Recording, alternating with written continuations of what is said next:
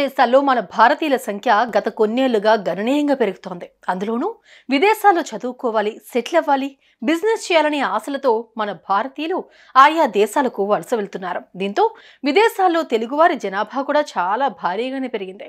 ఈ నేపథ్యంలోనే విదేశాల్లో చాలా రంగాల్లో భారతీయులు, అందులోనూ తెలుగువారు ఉన్నత స్థాయిలో ఉంటున్నారు. ఒక పక్క మన తెలుగువారు ఉన్నత స్థాయిలో ఉంటున్నారని ఆనందంగా ఉన్నా, మరోపక్క భారత సంతతికి చెందిన అనేక మంది గత కొంతకాలంగా విదేశాల్లో మరణిస్తున్నారు. ఇప్పటికీ అమెరికాలో ఇలాంటి ఘటనలు ఎక్కువ కాగా, ఇప్పుడు తాజాగా క్రైమ్ రేట్ చాలా తక్కువ ఉండే దేశం సింగపూర్ లోనూ చోటు చేసుకుంది. తాజాగా తెలంగాణకు చెందిన విద్యార్థి సింగపూర్ లో అనుమానాస్పద స్థితిలో మృతి చెందిన వార్త అక్కడి భారతీయులు, ముఖ్యంగా తెలుగు వారిలో భయాందోళన కలిగిస్తోంది.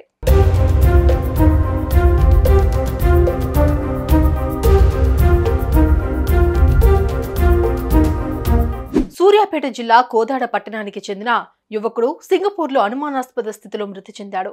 కోదాడ పట్టణానికి చెందిన పల్లి వ్యాపారి చౌడవరపు శ్రీనివాసరావు, చంద్రకళ దంపతులకు 2 కొడుకులున్నారు. పెద్ద కొడుకు హరికృష్ణ లండన్ లో ఉద్యోగం చేస్తున్నాడు. చిన్న కొడుకు పవన్ కూడా సింగపూర్ లో ఏడాదిన్నరగా సాఫ్ట్వేర్ ఉద్యోగిగా పనిచేస్తున్నాడు. సింగపూర్ లో ఉద్యోగం చేస్తూనే పవన్ అమెరికా వెళ్లే ప్రయత్నాల్లో ఉన్నాడు. ఈ నేపథ్యంలో సింగపూర్ లోని సెంటోసా బీచ్ వద్ద శుక్రవారం ఉదయం పవన్ మృతదేహాన్ని గుర్తించారు సింగపూర్ పోలీసులు.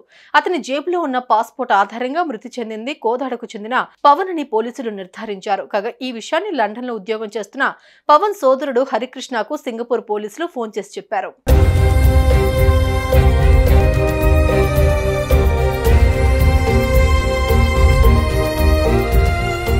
పవన్ మరణ వార్తను పెద్ద కుమారుడు హరికృష్ణ శుక్రవారం సాయంత్రం తమకు ఫోన్లో చెప్పాడని తల్లిదండ్రులు తెలిపారు.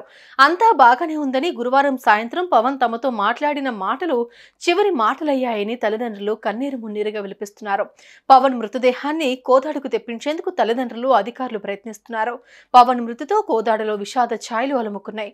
బతుకు తెరువు కోసం సింగపూర్ కు వెళ్లిన పవన్ అనుమానాస్పద స్థితిలో మృతి చెందడం సింగపూర్లోని భారతీయులకు ఆందోళన కలిగిస్తోంది. అయితే మృతికి గల కారణాలు ఇంకా తెలియాల్సిందే. బీచ్ లో పవన్ మృతదేహాన్ని గుర్తించిన పోలీసులు పాస్పోర్ట్ సహాయంతో తోటి మిత్రులకు విచారిస్తూ ఉన్నారు. ఈ ఘటన ప్రమాదవశాత్తు జరిగిందా, ఒక్కడే వెళ్లి ఆత్మహత్య చేసుకున్నాడా, లేక ఎవరైనా అతన్ని చంపేశారా అనే దానిపై పోలీసులు దర్యాప్తు చేస్తున్నారు.